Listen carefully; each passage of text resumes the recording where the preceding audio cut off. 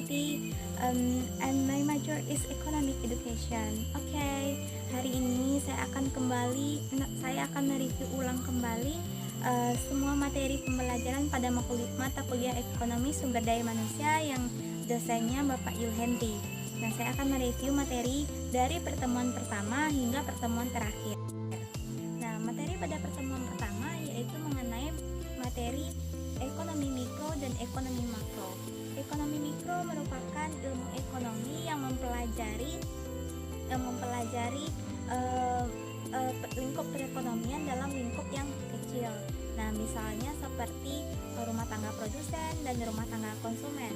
Nah, sedangkan ilmu ekonomi makro merupakan ilmu ekonomi yang mempelajari semua kegiatan perekonomian dalam ruang lingkup yang lebih besar, seperti pembangunan ekonomi, pertumbuhan ekonomi, permasalahan ekonomi dalam suatu negara.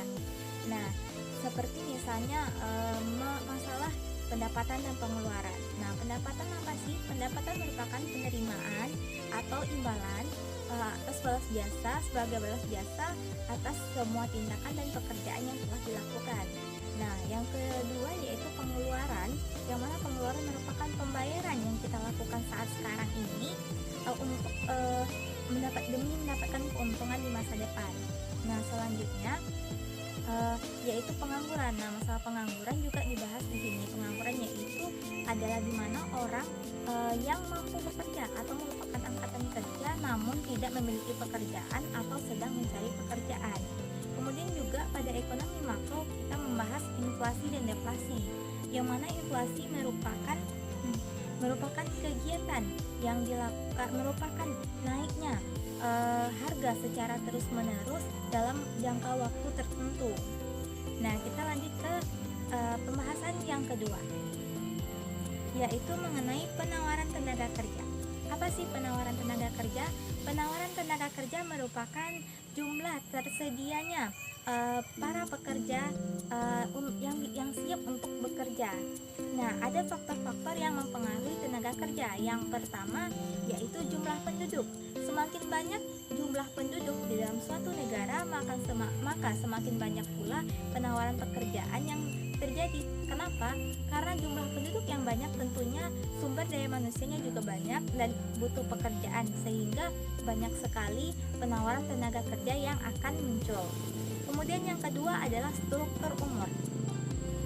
Seperti yang kita ketahui, piramida Indonesia terlihat seperti melengkung, dan di mana struktur umur yang lebih muda itu lebih tinggi dibandingkan dengan umur yang tua ataupun anak kecil, sehingga angkatan kerjanya meningkat, dan hal ini juga akan meningkatkan penawaran tenaga kerja.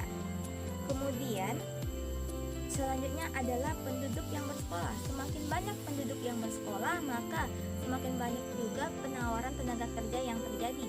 Kemudian keadaan perekonomian, semakin baik keadaan perekonomian, maka semakin baik pula penawaran tenaga kerja pun akan ikut meningkat. Nah, bagaimana penawaran tenaga kerja di Indonesia? Seperti yang kita ketahui, banyak sekali tingkat pengangguran terjadi meningkat setiap tahunnya. Dari 2019 ke 2020 itu saja meningkat 7,09% berdasarkan data BPS. Nah, itu adalah peningkatan yang luar biasa. Apa sih penyebab dari pengangguran itu? Penyebabnya yang pertama karena keterampilan atau pengetahuan yang dimiliki tidak sesuai dengan tuntutan di lapangan pekerjaan. Nah, bagaimana cara meningkatkan kesempatan kerja? Yang pertama yaitu melalui pengembangan sumber daya manusia. Pengembangan sumber daya manusia dapat dilakukan melalui pendidikan ataupun pelatihan.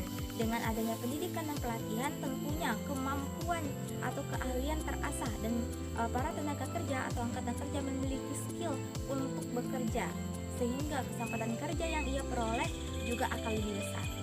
Kemudian selanjutnya adalah desentralisasi perekonomian. Seperti yang kita ketahui saat ini, perekonomian Indonesia itu tidak merata dan terpusat di Pulau Jawa, jadi tidak ada pemerataan, sehingga hal ini akan membuat terhambatnya kesempatan kerja bagi masyarakat-masyarakat yang ada di pedesaan atau di kota-kota yang belum tersedia infrastruktur ataupun fasilitas.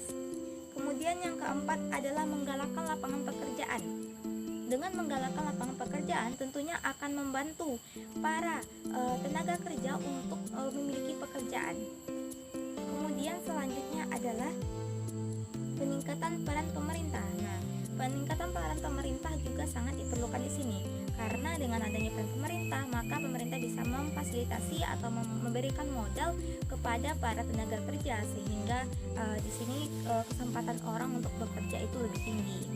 Kemudian juga pendidikan minimal sarjana. Dengan pendidikan minimal sarjana tentunya lapangan pekerjaan atau kesempatan kerja tentunya akan lebih luas dibandingkan dengan orang-orang yang tamat hanya SMK, SMP ataupun SD. Kemudian selanjutnya adalah keterbukaan informasi melalui teknologi. Seperti yang kita ketahui saat ini bahwa teknologi merupakan suatu hal yang sangat penting dan mendunia. Bahkan kita sudah masuk ke era globalisasi 5.0. Nah, peran teknologi di sini sangat penting dan akan membuka kesempatan atau lowongan kerja bagi para tenaga kerja dan angkatan kerja. Kemudian ada bantuan permodalan. Bantuan permodalan, pemerintah bisa memberikan modal berupa dana-dana yang bisa nantinya dikembangkan oleh masyarakat yang bisa berwirausaha seperti UMKM. Kemudian kita lanjut ke materi yang ketiga. Materi yang ketiga yaitu permintaan tenaga kerja. Yang mana permintaan tenaga kerja ini adalah jumlah tenaga kerja yang dibutuhkan untuk bekerja. Nah, dibutuhkan oleh pasar tenaga kerja. Ada faktor penentu permintaan tenaga kerja. Yang pertama, tingkat upah. Ini akan mempengaruhi tinggi rendahnya biaya produksi. Nah, yang kedua ada teknologi, dan yang ketiga produktivitas, yang keempat kualitas tenaga kerja, dan yang kelima fasilitasi modal. Kemudian bagaimana elastisitas permintaan tenaga kerja? Elastisitas permintaan tenaga kerja merupakan persentase perubahan jumlah tenaga kerja dalam jangka waktu tertentu terhadap persentase perubahan 1% yang terjadi pada tingkat upah. Nah, materi keempat, kesempatan kerja. Kesempatan kerja adalah tersedianya lapangan pekerjaan bagi angkatan kerja yang butuh pekerjaan. Nah, kesempatan kerja menurut pendidikan. Semakin tinggi pendidikan seseorang, maka semakin tinggi pula kesempatan kerja yang ia peroleh.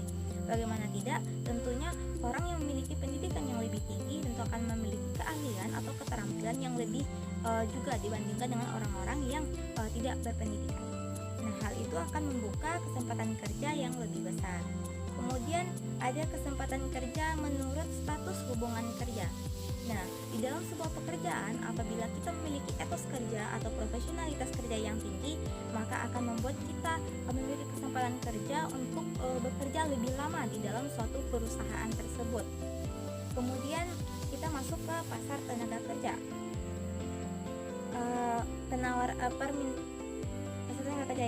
Permintaan tenaga kerja yang mana faktor yang mempengaruhinya yaitu tingkat upah. Semakin tinggi tingkat upah tentunya permintaan tenaga kerja semakin rendah. Kemudian perubahan permintaan hasil akhir produksi. Apabila hasil akhir produksi itu banyak yang meminta, maka tentunya produktivitas harus ditingkatkan lagi, SDM juga harus ditingkatkan, dan hal itu akan membuat permintaan tenaga kerja menjadi lebih tinggi. Kemudian harga barang modal turun yang akan mempengaruhi biaya produksi turun. Jenis permintaan tenaga kerja yang pertama adalah permintaan tenaga kerja jangka pendek dan permintaan tenaga kerja jangka panjang. Kemudian kita lanjut kepada materi yang kelima. Perencanaan tenaga kerja. Perencanaan tenaga kerja berhubungan dengan peramalan, pengembangan, dan pengendalian dunia perusahaan yang memastikan bahwa ia memiliki orang yang tepat, jumlah orang yang tepat, waktu yang tepat, dan tempat yang tepat. Yang mana bagaimana hubungan tenaga kerja dengan pembangunan ekonomi? Tenaga kerja merupakan sumber daya manusia yang tentunya akan mempengaruhi pembangunan ekonomi dan merupakan penggerak pembangunan ekonomi itu sendiri. Yang mana apabila tenaga kerja memiliki kualitas kerja yang bagus, tentunya akan menghasilkan produktivitas yang bagus dan juga akan mempengaruhi pembangunan ekonomi. Kemudian kita masuk ke materi yang keenam. Perbandingan penawaran dan permintaan tenaga kerja. Penawaran tenaga kerja sangat banyak di Indonesia karena banyak sekali angkatan kerja atau jumlah penduduk yang sedang mencari pekerjaan, namun lapangan pekerjaan tentunya masih kurang. Kemudian sedangkan permintaan tenaga kerja itu sangat sedikit, karena banyak sekali para tenaga kerja tersebut tidak memiliki keahlian dan kemampuan sesuai dengan lapangan kerja yang tersedia. Kemudian kita lanjut kepada perbandingan perencanaan pendidikan dan pelatihan. Nah, untuk meningkatkan permintaan dan penawaran tenaga kerja, kita tentunya harus melakukan perencanaan pendidikan dan pelatihan untuk pengembangan sumber daya manusia. Lalu bagaimana perbandingan jumlah angkatan kerja dengan lapangan usaha? Nah, seperti yang kita ketahui bahwa banyak sekali yang tamat SMA tetapi tidak memiliki pekerjaan, dan itu tidak sesuai dengan lapangan usaha yang tersedia. Kemudian kita lanjut kepada materi yang ketujuh, yaitu konsep dasar pasar tenaga kerja. Seperti yang kita ketahui, pasar tenaga kerja merupakan tempat bertemunya penjual tenaga kerja dan pembeli tenaga kerja. Penjual tenaga kerja atau penawaran tenaga kerja dan pembeli tenaga kerja merupakan permintaan dari tenaga kerja itu sendiri, di mana pasar adalah bertemunya penawaran dan permintaan akan terhadap tenaga kerja. Sehingga di pasar itu kita bisa melihat keuntungan yang didapat oleh para penawar kerja sama permintaan tenaga kerja. Kemudian ada bentuk-bentuk pasar tenaga kerja. Yang pertama adalah berdasarkan prioritasnya. Yang berdasarkan prioritas yaitu pasar tenaga kerja utama, yang mana di pasar tenaga kerja utama ini kita para penawar atau pemilik tenaga kerja akan menawarkan upah yang lebih tinggi, jabatan yang lebih tinggi, dan tentunya kualitas yang lebih tinggi juga. Biasanya ini terjadi pada sektor padat modal. Kemudian yang kedua yaitu pasar tenaga kerja sekunder, yang mana kebalikan dari pasar tenaga kerja utama ini. Nah, di sini para penawar kerjanya menawarkan jumlah atau jabatan dengan posisi yang lebih rendah, dan ini biasanya terjadi seperti di jasa hotel, dan restoran. Kemudian berdasarkan pendidikan, ada tenaga kerja terdidik dan ada tenaga kerja yang tidak terdidik.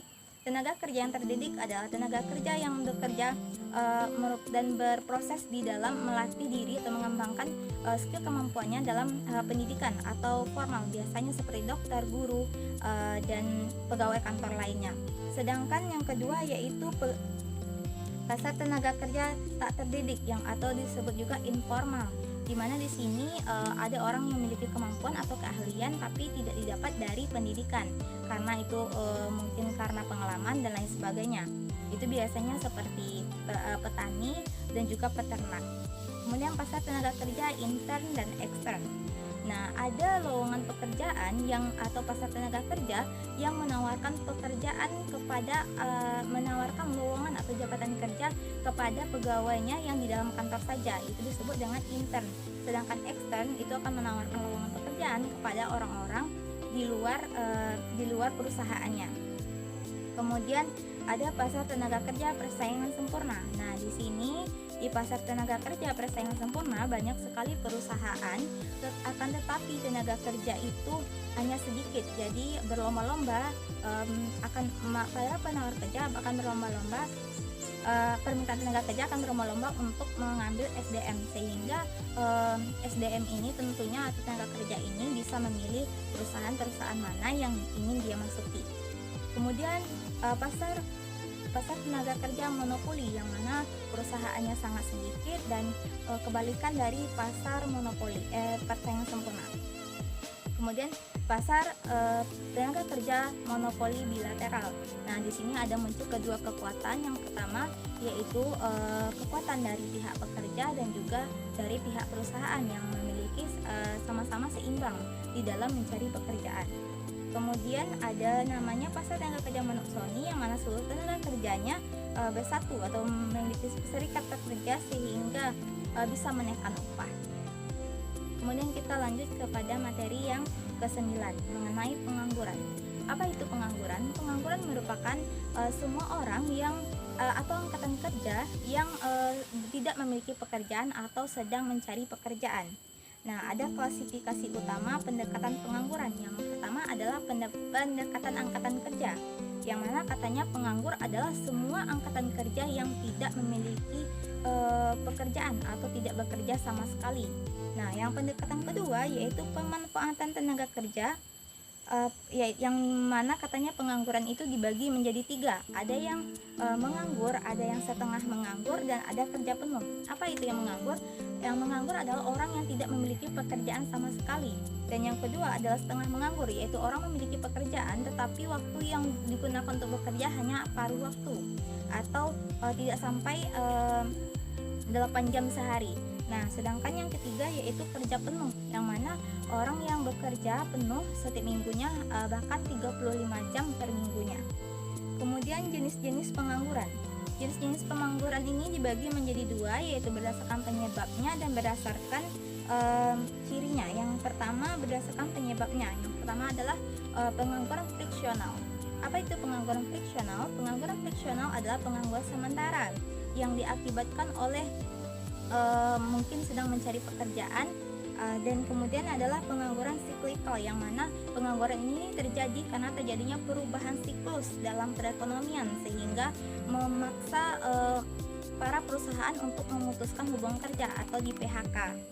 Kemudian pengangguran struktural, yang ini terjadi akibat perubahan struktur, misalnya struktur ekonomi yang semula memiliki struktur banyak penerima tenaga kerja tapi sekarang tidak.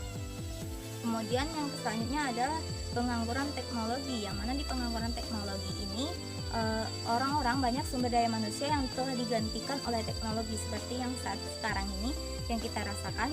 Nah, itu disebut juga pengangguran teknologi.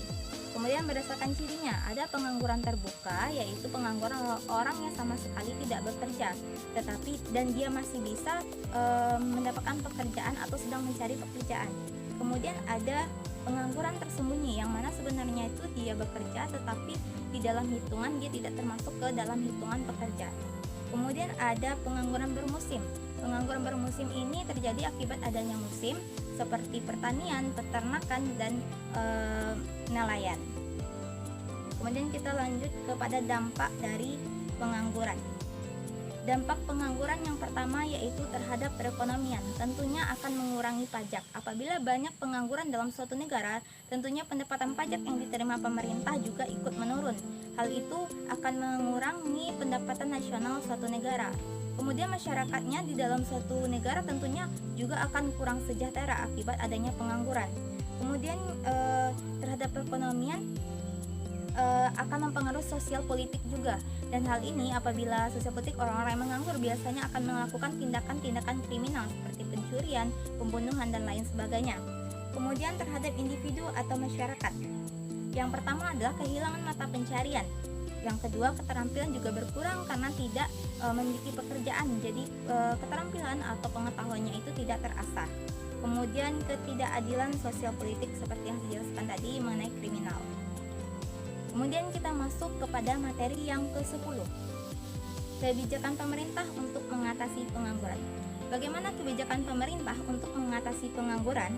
Yang pertama adalah memberikan bantuan wawasan, pengetahuan, dan kemampuan atau pelatihan serta pendidikan terhadap para angkatan kerja, misalnya dengan melaksanakan dan menggalakkan UKM, usaha kecil dan menengah. Kemudian juga ada bimbingan. Kemudian pembenahan, pada kawasan daerah tertinggal dan terpencil wajib dilakukan pembenahan agar semua struktur, infrastruktur, fasilitas perekonomian itu bisa meluas dan merata sehingga ada kesabaran kerja, terdapat kesempatan kerja, terdapat para tenaga kerja itu memiliki kesempatan untuk bekerja. Kemudian yang selanjutnya adalah membangun lembaga sosial, menyederhanakan perizinan. Nah, dengan perizinan yang ribet itu tentunya akan membuat para pekerja itu malas untuk bekerja, malas mengurus perizinan yang ribet dan riuh. Jadi hal itulah yang perlu dilakukan pemerintah, yaitu memberikan perizinan yang jelas atau perizinan yang mudah sehingga para pekerja bisa bekerja dengan leluasa tanpa harus ribet minta izin. Kemudian mengembangkan struktur pariwisata. Nah, dengan mengembangkan struktur pariwisata tentunya akan membuat nantinya para wisatawan asing masuk ke Indonesia, sehingga hal itu akan membantu Indonesia membuka lapangan usaha baru seperti membuka restoran, tempat makan, dan lain sebagainya. Nah, kemudian Sinergi BUMN dan BUMS juga harus digalakkan. Dengan adanya kerjasama antara BUMN dan BUMS tentunya akan membuka lapangan usaha baru dan akan membuat para tenaga kerja bisa bekerja. Kemudian adalah memperlambat laju pertumbuhan penduduk. Nah, seperti yang kita ketahui, Indonesia merupakan salah satu negara yang memiliki jumlah penduduk yang sangat besar. Nah, hal ini tentunya akan membuat para tenaga kerja itu melimpah tetapi menganggur. Nah, hal itu pemerintah dapat melakukan dengan menekan laju pertumbuhan penduduk dengan cara membatasi pernikahan usia dini dan juga menggalakkan program KB. Kemudian menyeleksi tenaga kerja Indonesia yang bekerja di luar negeri, yaitu benar-benar saring tenaga kerja yang memiliki kemampuan, yang benar-benar memiliki keahlian di bidangnya. Kemudian adalah menyempurnakan kurikulum pendidikan. Bagaimana tidak, pendidikan merupakan salah satu upaya terbesar atau upaya sangat penting untuk mengatasi pengangguran ini. Kemudian adalah mengembangkan potensi laut dan tani. Seperti yang kita ketahui bahwa Indonesia merupakan negara yang kaya alam, kaya sumber daya alamnya seperti pertanian dan kelautan. Hal itu juga tentunya akan membantu kita untuk menambah lapangan usaha atau lapangan kerja. Kemudian kita lanjut kepada materi yang ke-11. Nah, tadi kita membahas pekerjaan, sekarang kita akan membahas mengenai upah. Apa itu upah? Upah merupakan bentuk upah atau balas jasa dari suatu pekerjaan yang kita lakukan, atau bisa disebut juga dengan pendapatan. Nah, suatu penerimaan. Nah, sistem upah itu ada namanya sistem upah jangka waktu, yang mana upah diberikan sesuai waktu yang telah disepakati, misalnya per hari, per jam, per minggu, per bulan, per tahun, dan lain sebagainya. Kemudian sistem upah potongan, itu menurut jumlah dan luasnya. Misalnya kita bekerja dengan luas segini akan mendapatkan upah segini. Nah, kemudian sistem upah permufakatan sama dengan sistem upah potongan, tetapi dia lebih ke kayak kongsi atau bertim atau bergrup. Kemudian sistem upah berubah tergantung naik turunnya penjualan hasil perusahaan. Apabila hasil perusahaannya penjualannya naik, maka sistem upah atau upahnya juga ikut naik, dan begitupun sebaliknya. Kemudian adalah upah indeks, yaitu tergantung dari indeks biaya kehidupan. Nah, selanjutnya kita masuk kepada teorinya. Yang pertama adalah teori upah hukum alam. Katanya di teori upah hukum alam ini seseorang yang bekerja itu mendapatkan upah hanya untuk kebutuhannya saja, untuk agar dia hidup, sebagai syarat kehidupannya gitu. Maksudnya supaya bisa digunakan kembali nih si tenaga kerjanya ini. Jadi teori upah hukum alam ini benar-benar sangat sederhana dan benar-benar sangat menghancurkan para pekerja. Kemudian selanjutnya ada teori upah besi, yang mana teori ini menentang teori hukum alam, karena katanya para pekerja itu harus menentang juga butuh mempunyai hak-hak untuk mendapatkan pendapatan yang lebih baik dan lebih layak lagi. Kemudian teori persediaan upah, yang mana upah yang hanya akan naik jika persediaan upah tersebut naik atau jumlah upahnya buruhnya menurun. Oke, selanjutnya yaitu teori upah etika, yang mana katanya upah harus menjamin kehidupan yang layak dan menjamin kehidupan para tenaga kerjanya. Kemudian teori upah sosial, yaitu upah yang didasarkan atas kebutuhan buruh. Kita lanjut kepada materi yang ke-12,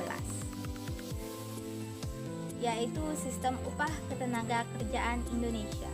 Nah, yang pertama yaitu upah berdasarkan satuan waktu, misalnya harian, seperti sistem upah jangka waktu tadi, seperti misalnya harian, mingguan, jam, dan lain sebagainya. Kemudian juga upah berdasarkan satuan hasil atau kuantitas, seberapa banyak jumlah yang kita dapatkan, sebanyak itulah seberapa banyak barang yang kita hasilkan, sebanyak itulah kita akan mendapatkan upah. Kemudian juga ada upah borongan, yaitu tergantung volume pekerjaan tertentu yang disepakati bersama sebelumnya antara si pemberi kerja dan si pekerja.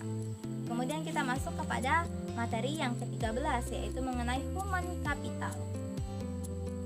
Yang mana human capital ini merupakan sejumlah atau sekumpulan modal manusia berupa skill, hard skill, soft skill, pengetahuan, keterampilan dan lain sebagainya yang siap digunakan untuk bekerja pada suatu perusahaan atau suatu tempat dia bekerja. Nah, human capital ini tentunya akan mempengaruhi pertumbuhan ekonomi. Yang pertama yaitu ada faktor-faktor yang menentukan modal manusia. Yang pertama adalah kemampuan dari segi akal, pikiran, ide kreatif, gagasan dan lain sebagainya. Kemudian juga ada pendidikan, pengetahuan, pengalaman, kebijaksanaan, kreativitas, penghakiman dan pelatihan. Nah, hal itu merupakan faktor yang penentu bagi modal manusia. Oke, kita lanjut ke materi yang ke-14. Pengembangan sumber daya perempuan dalam menghadapi era globalisasi dan bekerja sektor formal. Nah, seperti yang kita ketahui, di sektor informal yang rata-rata mengisi lapangan pekerjaan itu adalah perempuan. Hal itu terjadi karena perempuan merasa tidak tercukupi kebutuhannya oleh laki-laki, sehingga dia berinisiatif membantu bekerja, sehingga itu adalah alasan utama wanita-wanita Indonesia untuk bekerja. Nah, para tenaga kerja wanita ini dia juga memerlukan penyadaran peran mereka di sektor publik untuk dapat berjuang meraih apa yang mereka inginkan atau hak-hak yang mereka terima. Kemudian yang kelima adalah terjadinya masalah perekonomian dari segi mempekerjakan anak. Nah, anak kan harusnya bekerja atau bermain di umur 7 sampai anak-anak yang berumur masih dini itu tentunya harus bermain, belajar, dan hanya itu tugas mereka. Nah, bagaimana masalah yang terjadi yaitu masalah pekerjaan anak. Banyak sekali di Indonesia anak-anak yang bekerja, baik itu bekerja di industri maupun anak-anak di jalanan, dan data BPS menunjukkan itu angka yang sangat besar sekali. Nah, alasan untuk mereka bekerja ada yang dipaksa orang tua, ada yang memang karena terpaksa oleh keadaan atau keinginan mereka sendiri, dan hal itu tentunya akan membuat terjadi permasalahan yang besar terjadi di Indonesia gitu. Nah, jadi di Indonesia sendiri walaupun sudah ada undang-undang pasal 23 tahun 2000, undang-undang 23 nomor pada tahun 2000 itu mengatakan bahwa sudah ada undang-undang yang perlindungan anak yang akan memberikan hukuman kepada orang tua yang mempekerjakan anaknya yang di bawah umur. Namun tetap saja banyak sekali di Indonesia melanggar aturan tersebut dan masih banyak para anak-anak yang dipekerjakan. Kemudian ada pembagian kerja secara seksual. Seperti yang kita ketahui, laki-laki merupakan pencari nafkah, sehingga dianggap laki-laki adalah yang dominan dalam bekerja. Akan tetapi perempuan juga memiliki peranan dan punya hak untuk bekerja dan memenuhi kebutuhan dan keinginan mereka, bahkan untuk mencapai apa yang mereka impikan atau yang mereka cita-citakan. Nah, baiklah, hanya itu yang dapat saya sampaikan. Terlebih terkurangnya saya mohon maaf. Wabillahi taufiq wal hidayah. Wassalamualaikum warahmatullahi wabarakatuh.